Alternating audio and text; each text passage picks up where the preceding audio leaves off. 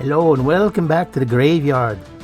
Today we be having a build off, so this is a challenge for y'all to participate in the St. Paddy's Day build. Here are some of the rules for the build today. First off, you can use any 1/64th casting.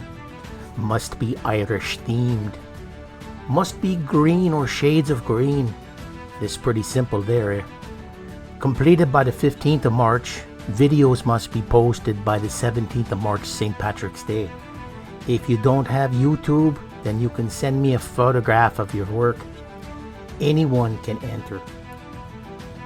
Be sure to post your comments and your intention to enter, and put your YouTube link so people can find your video.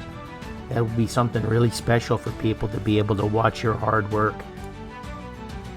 There will be a prize for one winner that I select, and that winner must send me his entry. But there will be a wonderful prize for some lucky winner. And if you don't like the one that I select as the winner, then you can kiss me blarney stones. Make sure you subscribe to the channel, because this will keep you abreast of all the updates that will be coming down the pike.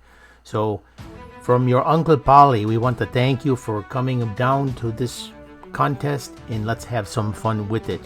Sure to me, God, it's going to be wonderful.